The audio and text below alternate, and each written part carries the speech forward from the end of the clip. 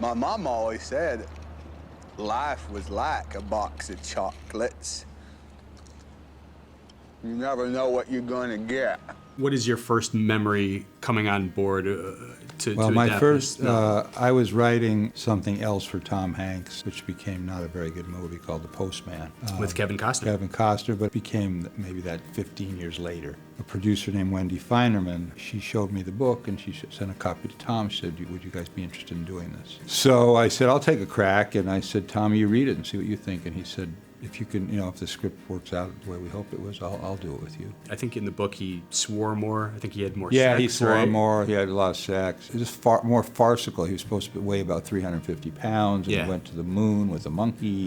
And, it was like really pretty exaggerated. I had, I think, certain indulgences in the script that are no longer exist, but I pushed the envelope in certain things. Like I had Jenny always with angel's wings. Oh, yeah? Yeah, which is like a little much. I had Lieutenant Dan always with a cloud over his head, like it's going to rain. He was at a football game, and something happened, and somebody said to him, oh, they're all a bunch of watermelon heads, and all of a sudden you saw the whole stadium filled with watermelon heads. I mean, there was like 12 of those things. Yeah, it was like, those kind of flourishes. I think I just overwrote. I probably went too crazy, and Bob started taking back what we felt was too much. Tell us a little bit about the war, man. One in Vietnam? He never liked the speech I had Forrest Gump give when he was given the microphone at that event. Mm-hmm. And he said, we need something that's way funnier, way more important. And I couldn't. Funnier, I tried. I even enlisted some comedians that I asked Billy Crystal to help me. I asked, I think, Robin and other people, and never anything really resonated. And then I tried to write some big, glorious speech about patriotism in Vietnam, and I mean, it was really a really wonderful American kind of speech, and that didn't quite work. So Bob came up with a solution of he starts speaking, and they pull the mic, they pull the plug, and you can't hear a word, and the only person who hears him is supposedly Abby Hoffman, who's wearing the American flag shirt, and hugs him and says, "This is beautiful, man." I have no idea what he said. Were there any aspects of the book that you wanted to keep in, but ultimately had to lose? One scene we shot, which was the very first day of shooting, if I'm right. Jenny and him are walking along, what's supposed to be a train track or a bridge. They're like about to go to college, and he's bemoaning the fact that she got in college and he didn't. And they hear a bunch of noise up top.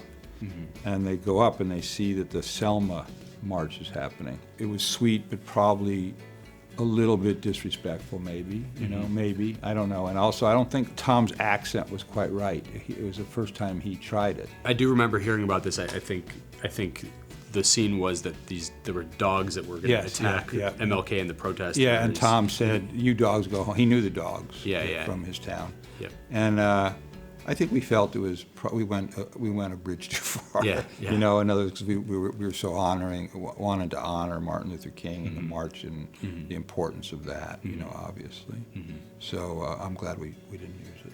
I love you.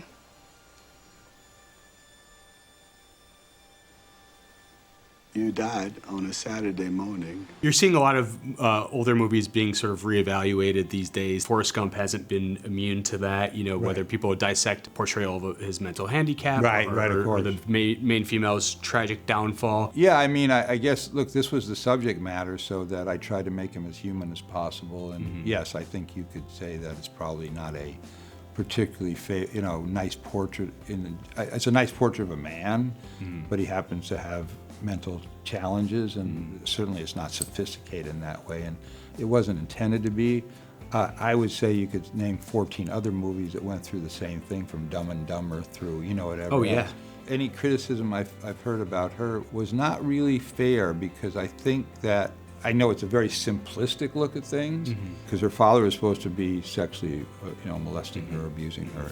I don't think it's unusual for those people to be in a lot of pain, and then addiction is a very common thing. And then in that era, using various needles, you could very well get, HIV. And so I don't think it's untoward at all, that we had her die of something like that. I don't think there's a politic behind the movie. In other words, I think it reflects what you want to see in one sense, and on the other sense, all the variations of what people look like in this country.